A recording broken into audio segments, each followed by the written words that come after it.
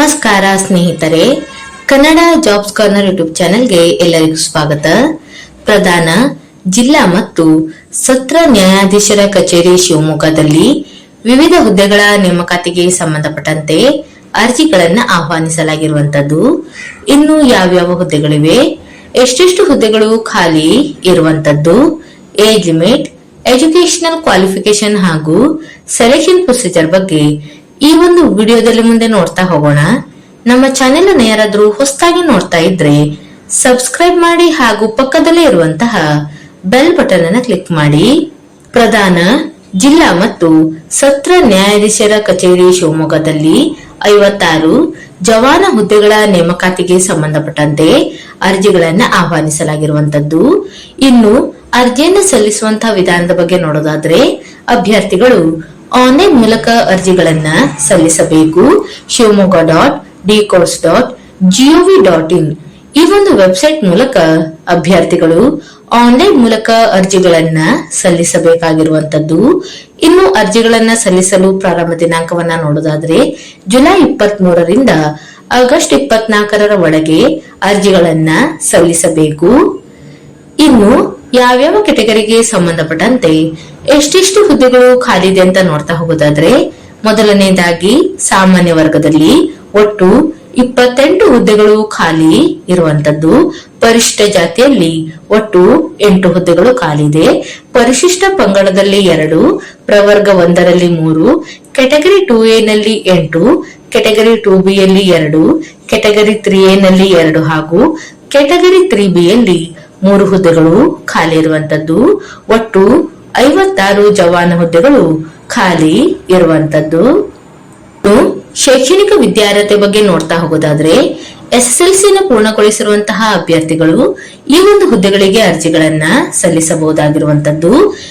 ಇನ್ನು age limit ಬಗ್ಗೆ ನೋಡೋದಾದ್ರೆ, ಕನಿಷ್ಠ 18 ವರ್ಷ ಪೂರ್ಣಗೊಂಡಂತಹ ಎಲ್ಲಾ ಅಭ್ಯರ್ಥಿಗಳು ಅರ್ಜಿಗಳನ್ನ ಸಲ್ಲಿಸಬಹುದಾಗಿರುತ್ತದೆ.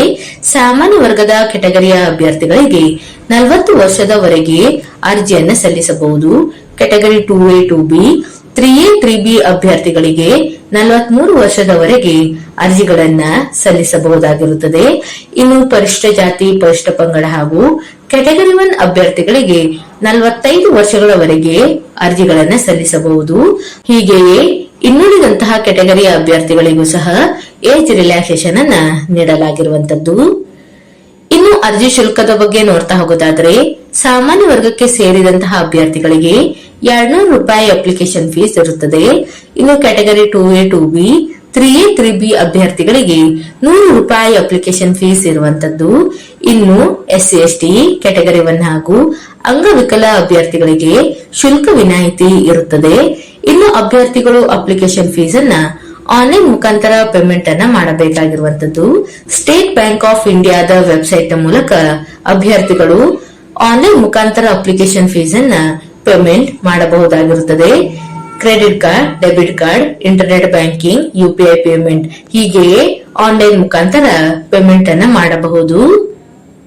ಇನ್ನು ಈ ಒಂದು ಹುದ್ದೆಗಳಿಗೆ ಆಯ್ಕೆಯಾದಂತಹ ಅಭ್ಯರ್ಥಿಗಳಿಗೆ 2 ವರ್ಷಗಳ ಕಾಲ ಪ್ರೊಬೇಷನರಿ ಪೀರಿಯಡ್ ಇರುವಂತದ್ದು. ಇನ್ನು ಸೆಲೆಕ್ಷನ್ ಪ್ರೊಸೀಜರ್ ಬಗ್ಗೆ ನೋಡ್ತಾ ಹೋಗೋದಾದ್ರೆ, ಅಭ್ಯರ್ಥಿಗಳಿಗೆ ಯಾವುದೇ ರೀತಿಯಾದಂತಹ ಎಕ್ಸಾಮಿನೇಷನ್ ಇರೋದಿಲ್ಲ. ನೇರ ಸಂದರ್ಶನದ ಮೂಲಕ ಆಯ್ಕೆಯನ್ನ ಮಾಡಲಾಗುವಂತದ್ದು. ಇನ್ನು ಅಭ್ಯರ್ಥಿಗಳು ಕನ್ನಡವನ್ನ ಓದಲು, ಬರೆಯಲು ಹಾಗೂ ಮಾತನಾಡಲು ತಿಳಿದುಕೊಂಡಿರಬೇಕಾಗಿರುತ್ತದೆ. ಇನ್ನು ಅಭ್ಯರ್ಥಿಗಳು ಅರ್ಹತಾ ಪರೀಕ್ಷೆಯಲ್ಲಿ ಗಳಿಸಿರುವಂತಹ ಒಟ್ಟು ಶೇಕಡಾವಾರು ಅಂಕಗಳ ಆಧಾರದ ಮೇಲೆ ಒಂದು ಹುದ್ದೆಗೆ 10 ಅಭ್ಯರ್ಥಿಗಳಂತೆ ಅತಿ ಹೆಚ್ಚು ಅಂಕ ಪಡೆದಂತಹ ಅಭ್ಯರ್ಥಿಗಳನ್ನ ಸಂದರ್ಶನಕ್ಕೆ ಕರೆಯಲಾಗುವಂತದ್ದು. ಸಂದರ್ಶನದಲ್ಲಿ ಒಟ್ಟು 10 ಅಂಕಗಳು ಇರುವಂತದ್ದು. ಇನ್ನು ಆಸಕ್ತ ಮತ್ತು ಅರ್ಹ ಅಭ್ಯರ್ಥಿಗಳು ಈ ಒಂದು ಹುದ್ದೆಗಳಿಗೆ ಅರ್ಜಿಗಳನ್ನು ಸಲ್ಲಿಸಬಹುದಾಗಿರುತ್ತದೆ.